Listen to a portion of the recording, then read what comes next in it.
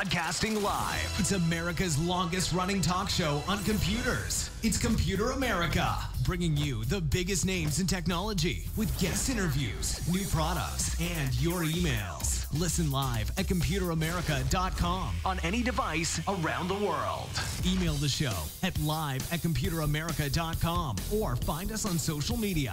Be sure to check out our website for contests, giveaways, show notes, live video stream, podcasts, and more. You're listening to Computer America.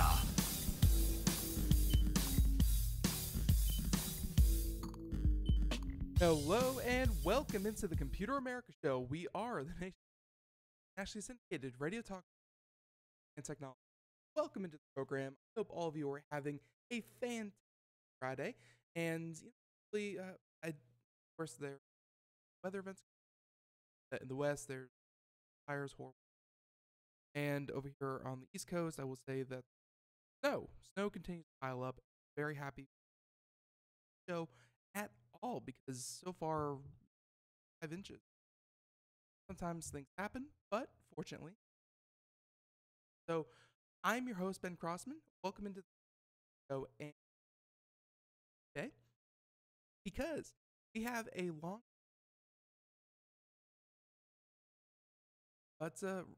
Ralph Bond joining us Friday. Very happy to have him here. Have a lot happens in a lot. Cannot stress that enough. But hey, before we get started, a couple things I definitely want to America.com. That's where you'll from let's see, show notes. Yeah, by the way, we'll talk about that. But everything from the show notes, video. Also, be sure to check out which is sponsored by Logitech, and every single Friday give away a very, very. So, with that being said, I think we'll get Ralph on and talk about the show notes, why those are. But because folks never have enough time to do charity. Ralph is done. So why don't we go ahead and joining us again, you may know him, but Ralph Bond, he's Autodesk, been with Intel, and of course, so welcome to the program once again, Mr. Ralph Bond. So Ralph, how you doing? I'm doing great, and boy, terrible world right now with the fires in California you mentioned, and then you folks are getting snow. Ay, ay, ay, it's like two extremes on two coasts. Go figure. Right, and so, but yeah, and we'll of course help with the fires, safe with both of these. Yes. But yeah, we're gonna go ahead and start computer. Now, before we get started with show notes, we do have to talk because Ralph, as I mentioned, so whenever you've been on the show, you've co-branded for a very prestigious company, and now you are officially retired, which again. Yay. And yeah, and so we give you a proper title. You can't hide behind those companies. You have to come out. So, talked about this, and I would like there we go. And there. I'd like to introduce as I dub the Ralph Bond, Science and Tech Trends Correspondent for Computer America. Yay. Exactly. So this is this is something that you have kind of past couple, and I just want.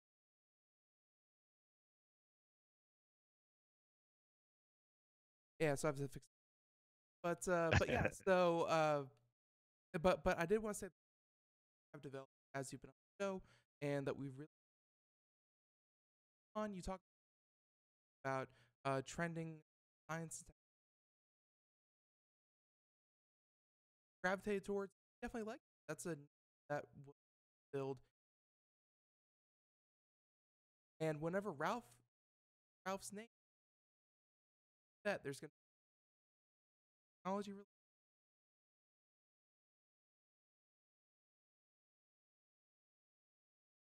So Ralph, thank you for filling that. Oh, yeah, and I think again we had a chance to chat before today's show about this topic. What should we call me? And as you say, the last year or year and a half or so, I've drifted more and more and more to science news stories, either scientific breakthroughs that are happening right now or exploratory science that has profound potential implications for the future, or kind of out there on the fringe of imagination sort of speculation about science advances, and that'll be a big part of what I'll do going forward, as is the case with today's show. But I'll also sprinkle in occasionally, if there's some really cool gadget or something that catches my eye, great, I'll pop that in general technology too. Of course, of course. So, and I'll go ahead and let by the as so tell the folks about the show Yeah. notes. Well, the show notes are a great tool that Ben and I use for the times when I come on the show. And it helps you as a listener if you're on your computer. You pull up the show notes. You can follow along. As Ben will tell you, we give you the links. We give you images that go with the story. We give you, yeah, or we give you the whole story or an excerpt from the story. And it's just a great way. Also, as Ben mentioned, we never, ever finish all the stories that we pull together for each one of these shows. So think of it sort of like a fun homework assignment to go back and either reread or read something that we didn't have a chance to cover. A fun home. There it Nothing gets is. people excited. And so, yep, very well put. And so, and as it's a bit different from Yes. so, story number one. Yeah, so the first one, this fits the category of gadgets that catch my eye or catch the eye of my kids or my friends, and they tell me about it and I want to share. So this is not on the frontier of science or anything like that, but it is kind of fun. And if you're looking for a last minute holiday gift, I've got one that was suggested by my daughter Christina, and it's a very clever, super portable second monitor for a laptop or a desktop. And you think, well, so what? I mean, monitor, big deal. Well, the thing that's nice about this, and I'm not going to suggest this product from Hewlett Packard is the only one of its kind, but it's a tilt up. Think of it. Think of a tablet with its own little cover jacket that can be folded over to create a kickstand, and imagine a monitor, an auxiliary monitor for your laptop that's all driven by a single USB connection. No power brick, no power cord. The power is coming from the USB. You connect it, so it's a super portable thing. You put into a satchel. You could put in your briefcase along with your laptop when you're on the go if you want a second monitor. I just think this was a really great product idea. Again, I'm sure there are other products out there you can see in the show notes. This is the HP S140U USB connected, very portable monitor. We have the specs in there. Now, the price, I happened to look it up on Amazon, and the price is currently $142.82. And if you're a Prime member, it's eligible for Prime shipping. And all the specs about it are in the show notes. Its top resolution is 1600 by 900, which I know from experience is very, very adequate for Word and Excel and general purpose work on a computer. So, once again, if you're looking for a nifty gift, that's not too terribly expensive for that mobile portable laptop user in your life, this could be a really a very welcomed gift.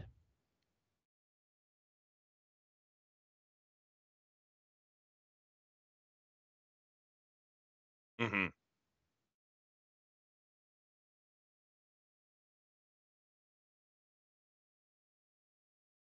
Or third, or fourth. I personally I love having multi productivity.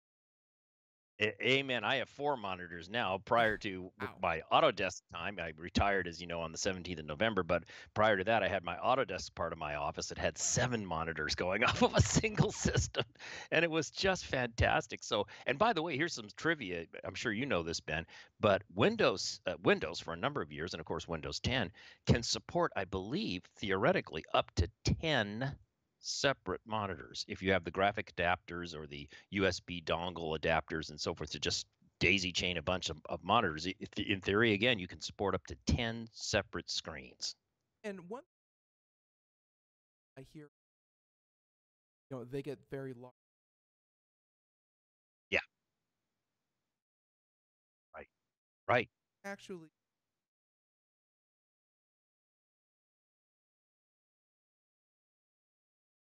Yes. essentially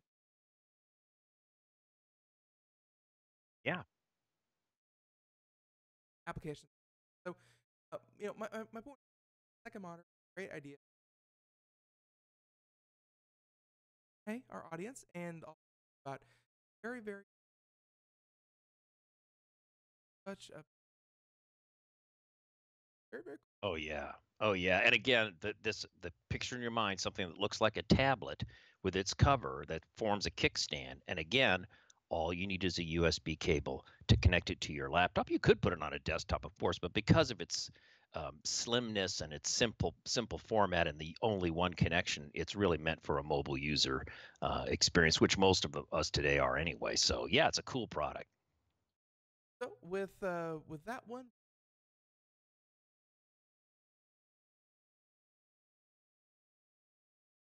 I have had had the pleasure Mm, envy any, but if you right. check out YouTube video after of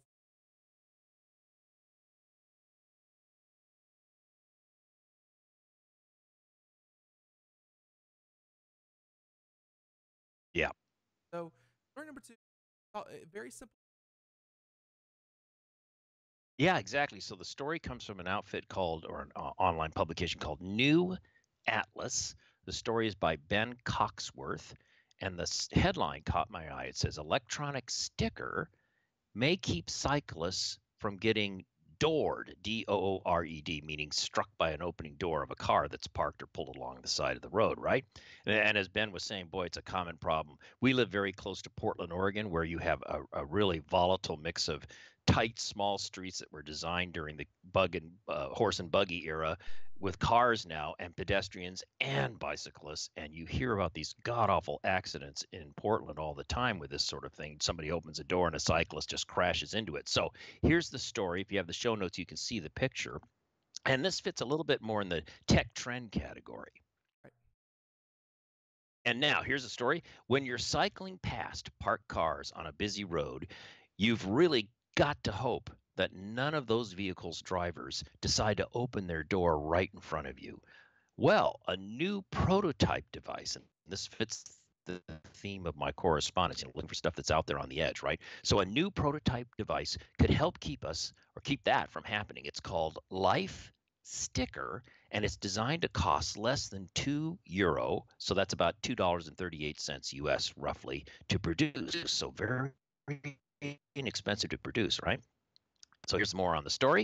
It says Life Sticker adheres to a car's driver's side wing mirror and is powered by an integrated spherical solar cell. And again, if you have the show notes, you can see a picture of that. I like this because, first of all, the concept's interesting. You're going to learn more about the concept. And the thought that, how do you power this thing? Are we going to run a little line out to this thing? That's a mess. No, integrated solar cell. Very clever. Goes on to say an onboard accelerometer detects when the vehicle has stopped moving, at which point a directional Bluetooth antenna comes into play. If that antenna detects the Bluetooth signal from the smartphone of a cyclist approaching from behind, a red LED on the Life Sticker will start flashing, letting the driver know they shouldn't open their door. And it goes on to say, we're told that in the technology's current form, the cyclist would need to be running a Life Sticker app. But here's the deal. Down the road, however, that may not be necessary. The device was invented by I'm going to butcher this name, Duokai, Duokai Wang, from the Shanghai office of electronics firm Semcon as part of an internal competition. So that's interesting too. Plans call for it to be commercialized and available within a year, and you can see a demo video. We've got the link in here in the show notes. Again, another reason why the show notes are important. You can go and take a look at that video.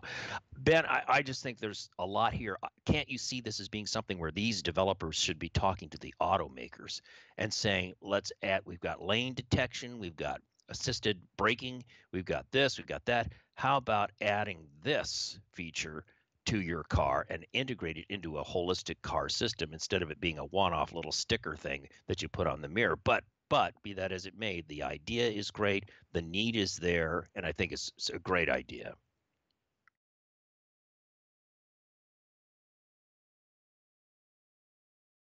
Hey, Ralph, can you hear me? Oh, there we go. Oh, Yeah, yeah, there you yeah, are. sorry, having a little bit technical difficulties with the mic, but yeah, no, you're absolutely right. And but part of it, and I understand now how it works with the app, and it essentially Right.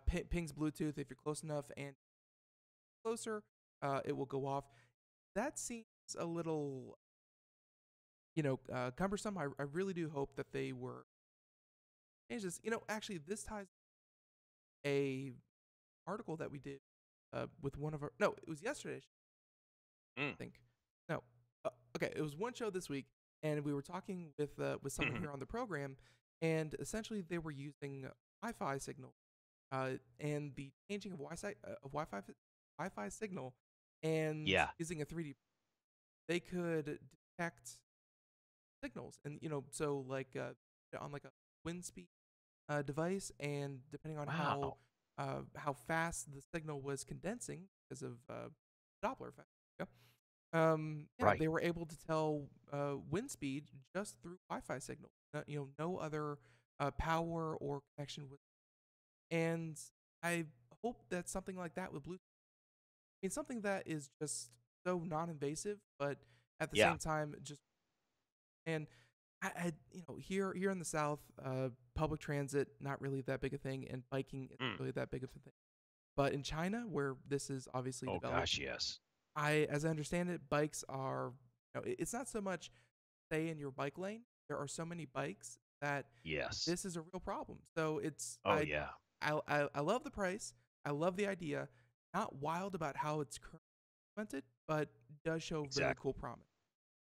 Yeah, exactly right. And that's a promise and possibility and variations of those possibilities and promises, such as I said before, I think these fellows should be talking to the auto manufacturers about integrating this into the host of great assisted driving technology that we now have, right? This could be so easily added in and make it so it doesn't require the smartphone user to have some specialized app. All it needs to do is detect, is there Bluetooth on some kind of mobile device that's approaching my mirror? Exactly. Yes, no.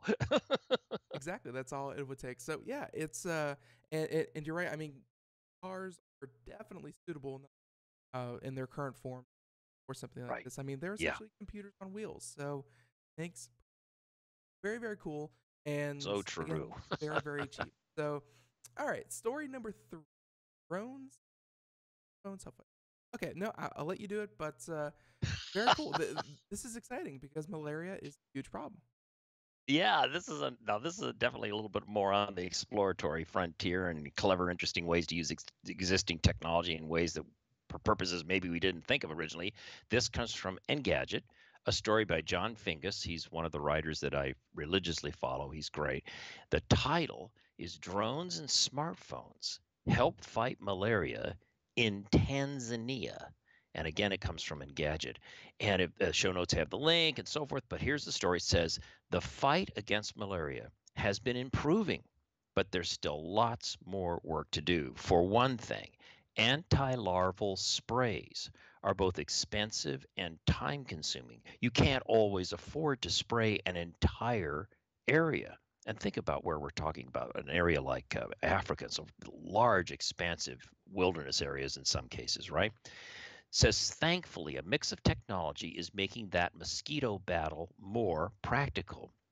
And I'm going to give this a shot. This name of this outfit, this institution is a toughie. In Wales, it's located in Wales. Aber Aberystwyth, boy, God help me, I have no idea how to I pronounce think it. that was actually pretty close. Good. It's Aberystwyth Yes, University in some Wales, okay? And and as I Tanzania. understand it, I mean, like people in Wales, or at least like Norwegians and people in Wales, like even they have trouble with their own. So I understand. Good. I'm glad to hear it. So that institution in Wales, Aberystwyth, whatever university, Mhm. and Tanzania's Zanzibar Malaria Elimination Program, They've partnered on an initiative that uses drones to survey malaria hot zones and identify the water-laden areas where malaria-carrying mosquitoes are likely to breed and, of course, lay their eggs, which in turn results in the larvae, of course, as we all know. So this is the part that I like. It says an off-the-shelf drone, in this case DJI's Phantom 3, can cover a large rice paddy in 20 minutes, and the data can be processed in the space of an afternoon.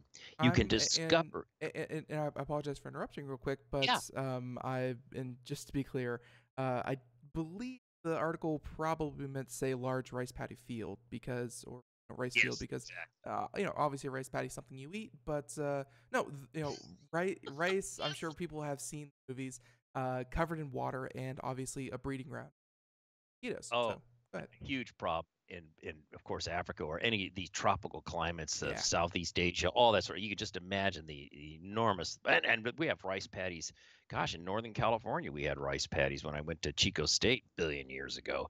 Anywho, so it says you can discover and spray trouble zones within hours using these drones, right? Preventing outbreaks from getting started. And there are expansion plans too. The next step is to bring the drone imagery to smartphones to both guide the spraying teams and track their progress. Love the synergy, right? Instead of having only a general idea of where to go, sprayers can make a beeline for affected areas and report back when they're done.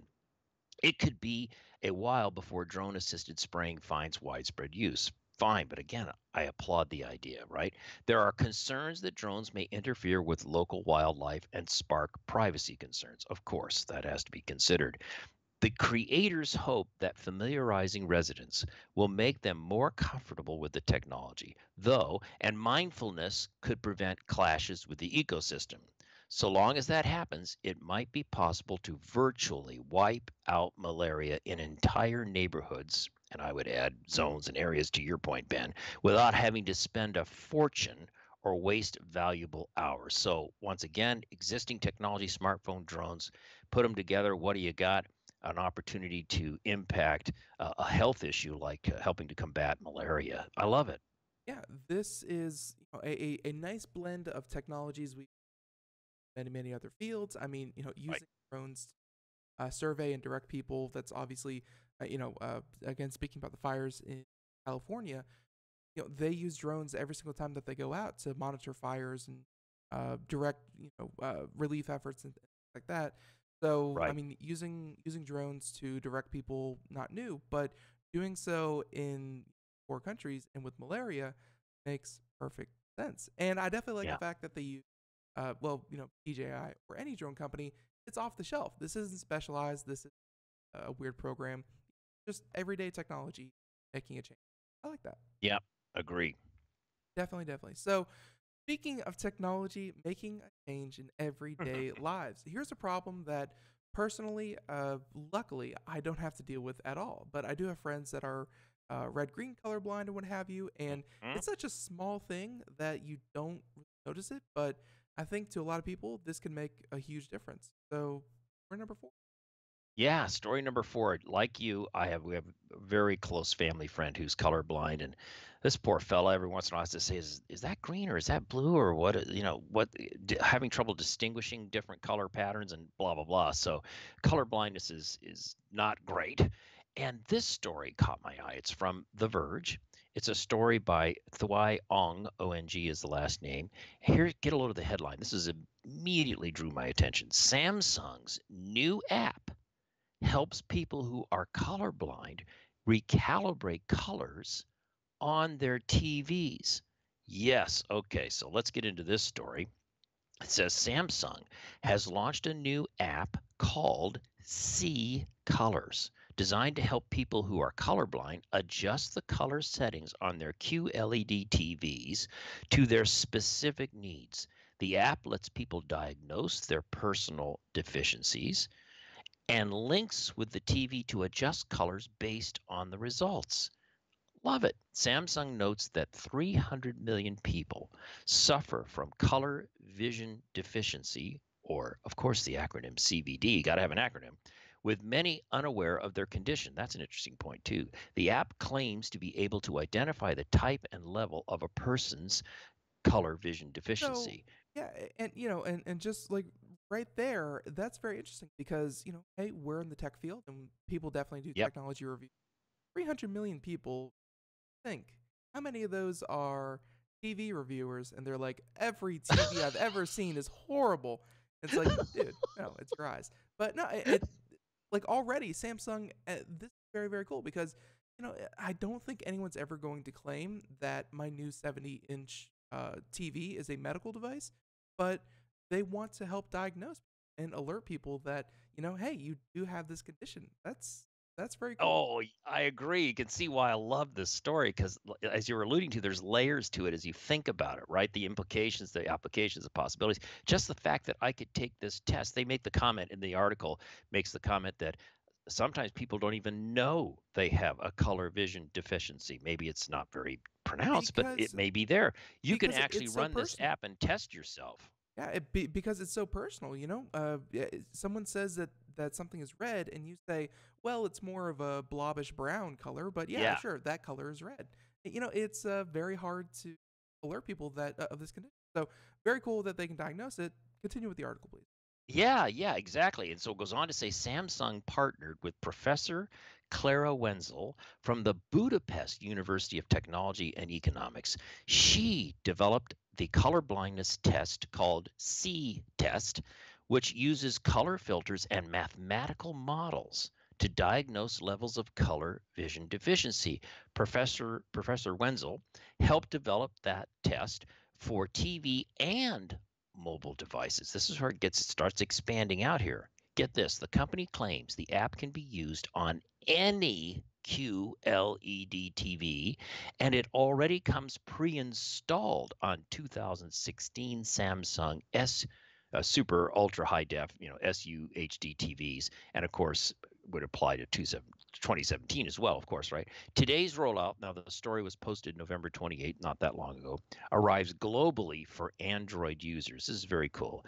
If your Samsung TV doesn't have this app yet, you can download C Colors from the Smart TV App Store or on your Android device via Google Play and the Galaxy App Store. Once users connect their Galaxy smartphone to the TV will calibrate colors based on the user's diagnosis. Clever, interesting. What a great thing to do to try to help people adjust their TVs if they have color blindness issues, or to even test yourself to see if you have an issue. I love it. I wonder, how easy is it to switch from one profile to the next? Because yeah, I'm not saying Good that point. everyone in one household would have the same level of color blindness. And Oh, that's a great point. while something may look very, very good to you once you finally do this, a Right. spouse or someone else in the family, if you two sit down and watch TV together, as I'm told to do, Yeah. it may look off to them. So No, you're right. Oh, that's a great point. I think as you were speaking, I was thinking immediately of how when I log on to Netflix, right? It says, "Well, who is it? Is it Ralph or is it right. Carolyn or is it Christy or who is it?" And I click on myself, of course. Same thing with Hulu, all those sorts of things. So you might have to have that on your TV. That is a really good point because otherwise it could get to be kind of weird for everybody else in the family. Well, right, but televisions and Samsung, I know that they have these. They are smart televisions, so maybe it's as simple as an Yeah. app, and you log into the app and Yes. select your profile. But Yeah. I, I I would think switching, making it convenient to switch back and forth one to the next would be, pretty useful for multiple people being in the same house. But still, very cool. Samsung was able to do this, Yes. and definitely looking forward.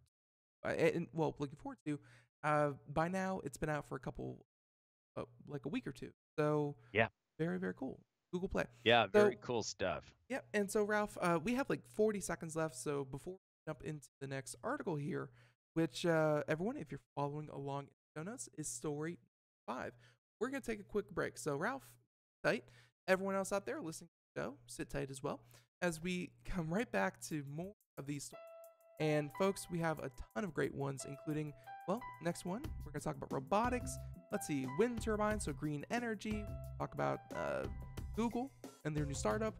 Lots of great articles. Stay tuned. And by the way, again, check out Computer America's video portion. Watch us go through all of these and the videos when we come back. Everyone, be right back. Computer America.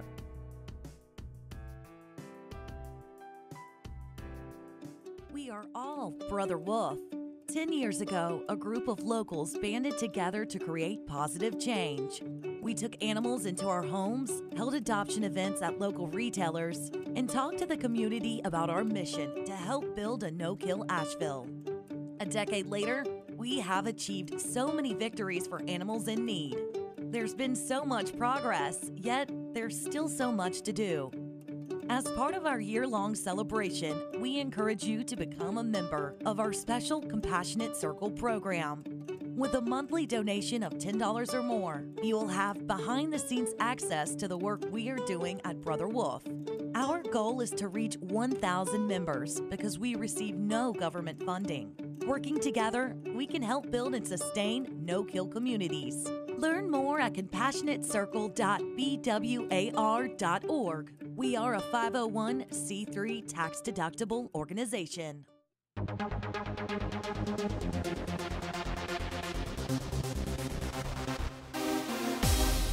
And welcome back to the Computer America Show. We are 31 minutes past the hour as we continue on here with Ralph Bond, our newly dubbed Science and Tech Trends Correspondent.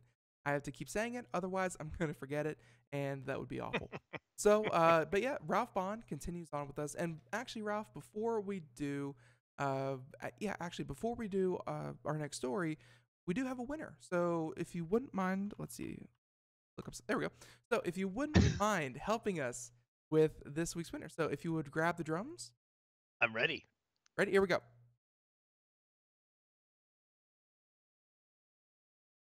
Impressive. All right, but I don't have the symbol crash. So, but this week's winner is, I know we're a professional show. So this week's winner is Miss Karen Anderson. Karen Anderson, she listens to us in Escondido, California. Escondido. I hope I said that right. But yeah, listens to us in Escondido, and all she had to do to win this week's contest was follow us on Twitter. That's how she won. But there are multiple ways to enter. And yeah, so Karen, if you're listening, congratulations. And yeah, we'll contact you after the show, get it all set up, and your prize will ship directly from Logitech. But yeah, if you want to be next week's Karen, well, check this out. All you have to do, computeramerica.com, and right there on the homepage, we got you covered. So with that being said, Ralph, I'll turn Ralph loose. And story number 5, I believe, correct? Yes, and this is a great example of science and research, cutting edge sort of thing here. This comes from Engadget, a story by Rachel England, and the headline is, gotta love this headline, origami-like soft robot can lift 1,000 times its weight. What's not to like about that headline? I mean, that just immediately magnetic pull. I had to find out what this is all about. So in the show notes, you can see the image, you can see the link, of course. And here goes the story. It says soft robotics. Think about that now. Soft robotics allow machines to move in ways which mimic living organisms. But increased flexibility usually means reduced strength, which limits its use. Now, scientists at MIT Computer Science and Artificial Intelligence Lab and Harvard, there's a prestigious coming together. MIT and Harvard have developed origami-like artificial muscles. You gotta love that, artificial muscles that add much-needed strength to soft robotics, allowing them to lift objects as much as 1,000 times their own weight using only, ready for it, only water or air pressure. Yes, gotta love this. One 2.6 gram muscle is able to lift a 3 kilogram object, which is the same as a duck. Why a duck? I don't know why they picked this, but the same as a duck lifting a car. Because that is the most universal of measurements, is duck to car ratio. I feel like people will really get that. Duck to car. That's hilarious, man. That's good. The artificial muscles are made up of a plastic inner skeleton surrounded by air or water inside a sealed bag or the skin. Applying a vacuum to the inside of the bag initiates the muscle's movement, creating tension that drives the motion. No power source or human input is needed to direct the muscle, as it's guided purely by the composition of the skeleton. So what you can see right away from that comment is that's fine, but it means that your muscle is going to be designed probably to do one particular repetitive task over and over and over again by the inflation and deflation, of course, of the water and or the air, right? But it's still, I still think it's really, really cool. It goes on to say, in experiments, pardon me, the researchers created muscles that can lift a flower off the ground, twist into a coil, and contract down to 10% of their original size. They even made a muscle out of a water-soluble polymer, which means the technology could be used in a natural setting with minimal environmental impact. Other potential applications include deep sea research, interesting, minimally invasive surgery, really interesting, and transformable architecture. What? Boy, does that sound like really I feel out like they there. already have that though, and I believe the technology for that one was called bounce houses. That's what they're called. Yeah, bounce houses, but we're talking about bounce houses on a level way out there. Well, right, but formable architecture. So I was just trying to figure Yes. how that would work. Like maybe doors that either inflate or deflate that seal. I don't know. Could be, or it could be emergency structures. To think about the horrible stuff we went through in the summer with the hurricanes, right? And you need to get, they'd send out these trailer homes, and that's something. I mean, that's great. But what Yeah. if you could have things that could be very compact and then inflated Oh, there you go. and turn into some and be something very flexible or whatever? I mean, who knows, right? Very, very purposeful bouncy homes, or Right. bouncy houses. Right. No. So Hey, going go on with ahead. the article, it says the muscles are scalable. The team built them at sizes ranging from a few millimeters up to a meter, and cheap to produce. A single muscle can be made in under 10 minutes for less than $1. You can see why I love this story. Layer upon layer of wow, maybe, if, what else? What else could you do? Concludes here, even the research team itself was surprised by how effective the technology is. Here's a quote. It says, "We were very surprised by how strong the muscles were. We expected they'd have a higher maximum function weight than ordinary soft robots, but we didn't expect a 1,000-fold increase," said the CSAIL director Daniela Russ. "It's like giving these robots superpowers." Gotta love it. Right, and this is super interesting because I just saw another similar one. It wasn't inflatable and it wasn't promising that, but it showed like a soft grip for robotics, and what they were targeting with their soft grip robotics was assembly lines. Where you have to pick up fruit maybe, and you don't want Yeah, your robotic arm crushing the fruit when it picks it right. up. Things like that. So you said that it has to be a very repetitive task, and so think robots on an assembly line. Tons Yeah. of these would That, do a job very, very well. yeah, that's a really, and then the bit about perhaps surgical purposes could be really interesting too. I love that story. I encourage everyone to go and check it out. There may be a day when surgeons no longer have to stick their hands inside of people, but rather they have these little arms that just kind of Well, snake yeah. their way into a small incision. Yep. That's Well, they're creepy. doing that now. Of course, as you know, they're doing that now with the bit where Yes. they inflate for example, I had a hernia procedure whereby what they did was four lovely little holes, and then they put these things in and blew me up like a little balloon, and then sent in the little probes, and they did all the work and everything, and without having to do any major incision, and my recovery time was a fraction. So you can just imagine employing these soft muscles and combining that with other technologies. We're getting there. We're getting there at an incredible pace. It's so exciting. The field of medicine sciences, and that's another area, by the way, Ben, you were talking about dubbing me now this science and trends technology correspondent, because I've been so interested in medical science advances too, technology coming together with medicine, equaling solutions and so forth. So that's Yeah. going to be part of a lot of what I'm going to cover going on in the future as well. which is of course great. And and the last point I wanted to make up with that article, same point I made about the one with the malaria, spraying, was that it's not something that is in a lab that you won't see ever. I mean, with Hmm. malaria, they're using a drone off the shelf. Here, this time they said that they could produce them cheaply, efficiently, and quickly. Right. And and this is not saying because you don't do the research, but some articles that we've done here on the show, in the past, well, especially anything with graphene, it's like, hey, check it out. We can cure all of the world's problems. It's not going to be ready until 2045, but yeah, check it out. Hmm. Like, Hmm. okay, Yeah, that's an apt comment. It is kind of a running joke about graphene. It's saves the world until you try to get it out the lab door. right.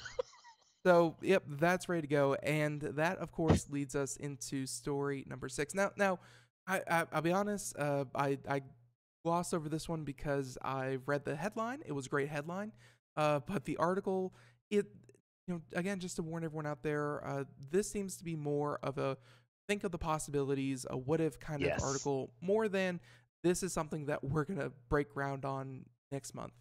But still, You're so right, Ben. You nailed it because lots of by the way, cool this article comes from Tech hypotheses. Times. Right. Comes from Tech Times. It's an article written by Carl Valesco. And the headline is Wind turbines stretched across oceans could generate enough power for the whole civilization. And it's based on a study. And Ben, you absolutely nailed it because I had to read this article a couple of times to sort of get a feel for what was really going on. It's not so much that the idea of distributing wind turbines across the oceans is really realistic. It's not. It's what does it suggest? How would it guide our thinking about wind power going forward? And how might we practically, realistically take advantage of the ocean surfaces for this purpose? So you're right, you've nailed it. So let's jump into the story here. It says a new research suggests that because wind speeds on open oceans are so strong, it could be used to generate civilization scale power. That is, if humans find a way to cover vast stretches of oceans and seas with wind turbines. Now, rightly so, the author says it's an extremely unlikely scenario. How would humans even develop, install, and maintain ocean based wind turbines at such a grand scale? Also, implementing that kind of energy system could alter the Earth's climate, the research suggests. But here's the transition. Still, there's an overarching message in the study. Open oceans boast a huge potential for providing the world with an alternative energy source, and while covering all of the Earth's oceans with wind turbines is remarkably impossible, it's still promising. It suggests, and here's the payoff, it suggests that floating, just use your imagination for a minute, floating wind farms, and other similar ocean based setups could be the next innovation in wind energy. And then it goes on to say why wind turbines should be used on oceans, not on land. And I knew that they were talking about wind towers out on coastal areas and so forth, but I hadn't really thought about that very much. So this is an interesting point. It says when stretched over oceans, wind turbines could produce 3 times as much power compared to when they're placed on land, the study suggests. It was published in PNAS, which is a science journal, by Anna Posner, a researcher from the Carnegie Institute, along with Ken Calderia from Stanford University's Carnegie Institution for Science. So this is some pretty heavyweight thinkers involved. The collaborators used a climate model to compare the output of a real-life Kansas-based wind farm with the same sized theoretical one, which is located on the North Atlantic Ocean. So again, they took the performance of a land-based, Kansas-based wind farm, obviously terrestrial, and then did computer models to analyze what would the same size wind farm do if it were in the North Atlantic Ocean. So it says, as expected, the results showed a significant gap between land-based and sea-based wind energy. The researchers outlined various reasons that could explain that gap. For starters, wind speeds over the ocean's surface are 70% stronger compared with on land, according to by Rene DuPont, an engineering professor at Oregon State. Hey, in my state here, as Newsweek reports. And there's links all embedded in this story, friends. If you get the show notes, you can pop over and see those different references they're referring to here. This is because almost no topographical variation, meaning oceans, have a far more uniform flatness than land. And there are far less obstructions on oceans than on land, meaning there are fewer objects that could interfere with the wind, such as skyscrapers or gigantic statues or whatever, right? Or hills And or it go, what have you, right? well, yeah, any kind of landforms and trees and foliage and buildings and on and on and on. You could have all kinds of things impacting wind performance, whereas on the ocean, it's much less so. That's the simple point they're making. It goes on to say, there's a quote here: over land, the turbines are just sort of scraping the kinetic energy out of the lowest part of the atmosphere, whereas over the ocean, it's depleting the kinetic energy out of the most of the troposphere, or the lower part of the atmosphere, said Caldera, as the Washington Post reports. And again, you can go back and see all the links. And then we're almost done. I know this is a long article, but I thought it was really interesting and worth diving into. It says how wind turbines can power the whole world. Now it's sort of transitioning into what could be practical. There are hurdles, however, the author says. For one, wind strength varies depending on what season it is. Duh. The researchers say that in winter, North Atlantic wind farms could provide sufficient energy to meet all of the world's current needs. Wow. There's a quote here. It says, on an annual mean basis, the wind power available in the North Atlantic could be sufficient to power the world, which is, again, what we were just saying. Goes on to say, but that drops significantly in summer. In this climate, the wind farm wouldn't even generate enough power for the entirety of Europe. Those, however, are merely theoretical estimates and calculations. Many practical factors will probably make the whole concept more complex, including the lack of technology that can capture ocean-based wind energy at that scale. Key point, right? But the author concludes by saying, what do you think? Should humans put wind turbines on oceans? Do you think that's even possible? As always, they ask you to respond and so forth and offer your thoughts. You can do so by going to the show notes, clicking on the article, and sending in your feedback and thoughts. And so there it is. I think what really caught my ear, as it were, Ben and I, was the vision or the thought of mobile or movable, potentially, floating wind farms. Now, you could have these in a much smaller scale, right? And maybe they could be used to power houseboats or any number of things like this. It just was an interesting idea. Again, for me, the takeaway from the article was the whole notion of floating smaller scale wind farms. And electricity, power, energy, that is something that technology is really trying to come to terms with, because that's a limiting factor in a lot of what technology is. I mean, you look Yeah. at anything portable, anything with a battery, be it a car, cell phone, ships, whatever it may Yeah. be, they limit themselves in their capabilities based on the amount of energy and the efficiency that they can get. So if Yeah. you had unlimited energy, you could do a lot more, a lot faster, and a lot better. Which is, I bring this up because as much as I like the idea of unlimited energy, I've I'm kind of, or at least the research that we've been doing lately, here on the show, we've seen that it's not so much an energy production problem. And of course, if you can produce more energy, that's great. But the bigger problem that we're trying to face and we're trying to solve is an energy storage problem. Because, Mm-hmm. Mm-hmm. we have a lot of different ways to produce energy, be it solar or even more efficiently doing it with fossil fuels or wind energy. But, I think that they this study, I really got this feeling they were overcompensating for the fact that they can't store any of the energy. And instead, they were looking how to produce it at all levels at the same time. But, hey, Mm-hmm. Mm-hmm. if you could just produce it and then use it when you need it, I feel like you could get away with a lot less, but it would be just as efficient. So, I mean, this is great. And again, this is more of a here's what it would take. It shows that, for anyone, this may be an article for anyone out there who may be thinking, alternative energy, green energy could never power the world. And essentially, I think what they're saying with this article is it's possible, it's not feasible, but it's something that we need to look into. And I think personally, this article was great, but I'm still on the side that, of course, there's more people working on this, but energy storage is probably going to be where Yeah. the next big breakthrough is rather than energy generation. Oh, that's and a beautiful corollary with that theme, Ben, is what the auto industry is facing with working so hard to get lighter, more efficient, faster rechargeable batteries for electric cars. It's not generating the electricity, it's storing it, We and storing it in a way that's much more practical, longer range, lighter weight, faster recharge. we just talked about the Tesla Roadster on Wednesday, Hmm. where did you see the range on that thing? Oh, yeah, it's impressive. I don't recall the number off the top, but 620 yeah, miles yeah, on yeah. one charge.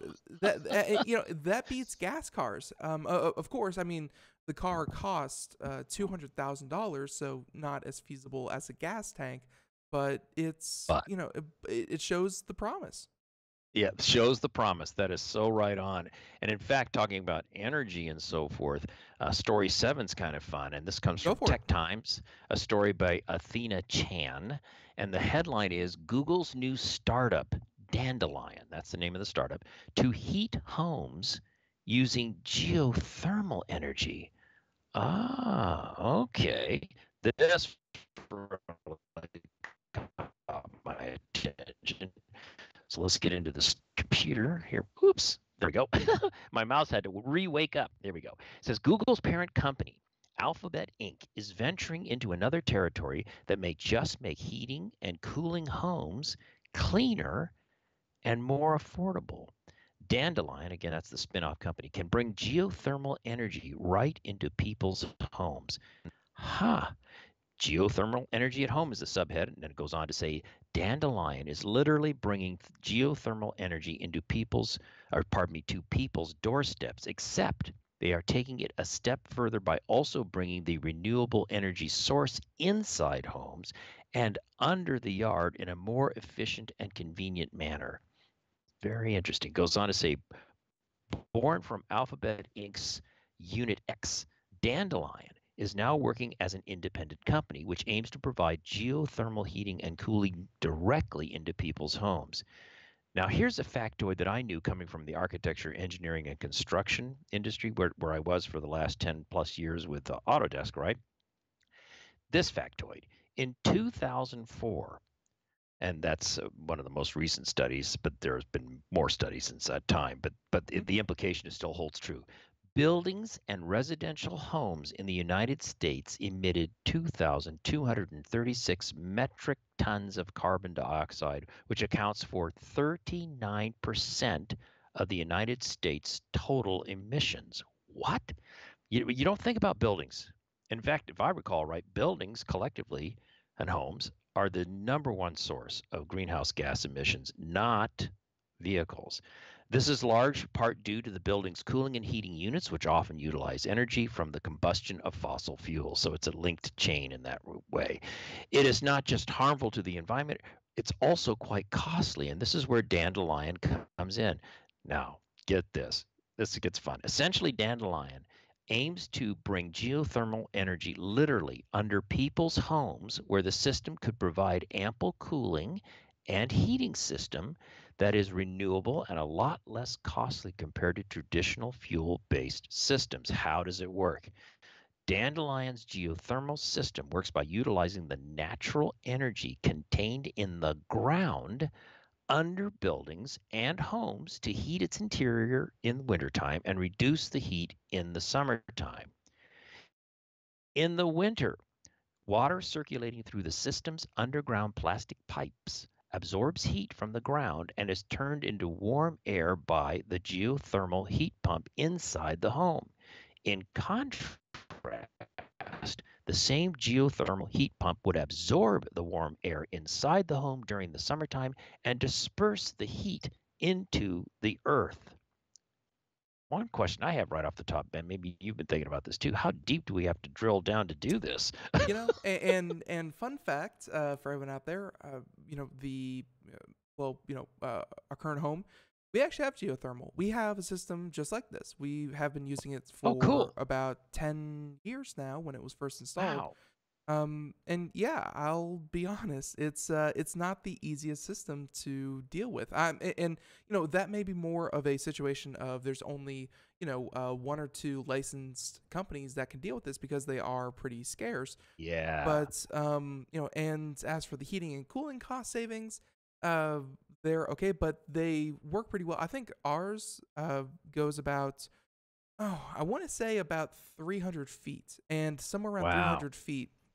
And they do it before they break ground on a house. They just drive these giant pipes down into the earth, using whatever machinery they do. Yeah. And yeah, it's just a system of pumping water, so it's not as pollutant as anything. You're not if you're someone who really wants to save the planet in your own little way, very very efficient. But you're gonna finish the article here, but if you're looking for this to be a simpler way of cooling and heating homes, not by a long shot. Let's put it that way. Well, and that's where maybe this Dandelion spin-off company under the flagship of Google with all their resources, maybe they're going to do a Tesla-like way of making it simpler, better, Right. easier, and so forth. And that's kind of where the article moves into that phase of that sort of discussion. It says one might think that such a system sounds like it would cause quite a bit of damage to the yard in which it will be installed. Of course, they're talking about installing into an existing property situation, right? Not only that, it would probably be costly because of a huge installation. Well, Dandelion thought that too, so it has also tried and tested many different methods to install the system without doing much damage to the property and at a less cost and in a less costly manner.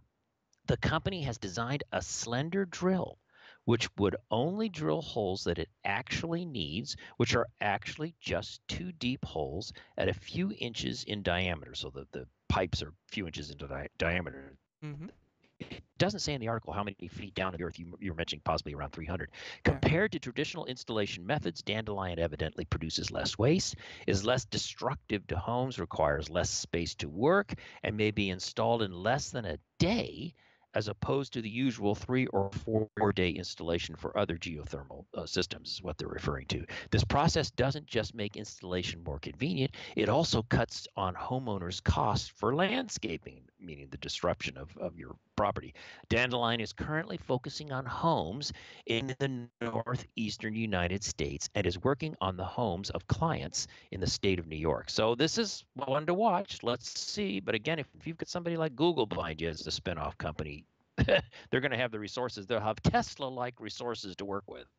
Right. Yeah. And that's it's very, very cool. I mean, Google has shown that they can come into markets and disrupt. And I think that geothermal, it's one that is in desperate need of disrupting. Again, as someone who uses geothermal, Yeah. the current ways of doing it, very inefficient. And again, most people simply put them in before the house is built. But to be able to do it after the house is already there, that's being able to retrofit geothermal. That's exciting in its own way. So Yeah, I very, agree. very cool article. Glad that you found that one. So, oh man, 58. We have like 30 seconds. We don't have time to get to our best story. So just real quick, everyone, you can go check it out in the show notes. As Ralph mentioned way at the beginning, you can check out what we didn't cover. But Ralph, real quick, tell everyone about these essentially chain link tires NASA developed. Yes, we'll just give you a teaser because we're running out of time. But this is a great story from extremetech.com. Gotta love that. Story by Ryan Whitnam. It says NASA reinvents the wheel for future Mars rovers. Now, there's a great image. The article goes into discussing how the current rovers' wheels were designed and so forth, some of the problems they found out with those wheels and how they have to be so careful when they're driving the unit on the surface of Mars, and how this replacement wheel they hope to deploy in 2020 on the next rover will help solve that problem. It's a very fun article, really great images, and well worth checking out. And there's a Absolutely. video. Yeah, absolutely. So yeah, and there's the video of the wheel rolling over rocks and stuff. Very, very cool Right. to see. But Ralph, we're just flat out of time. Thank you so much for coming on, as usual, and congratulations on your new title as Science and Tech Friends Correspondent. So, folks, if you want to check out anything we did here today, show notes, of course, Computer America, and we have audio, video archives, and of course the podcast version of the show heard anywhere and everywhere. So, Ralph, until next month, have a great holiday season, have a great Christmas, and yeah, looking forward to starting off 2018 with you. Oh, me too, and happy holidays to everybody. Everyone out there as well. So, everyone, thank you for listening. That's it for here at Computer America. Congratulations to our winner once again, and be sure to tune in all next week. More Computer America. Until next time, everyone, have a great day. Bye-bye.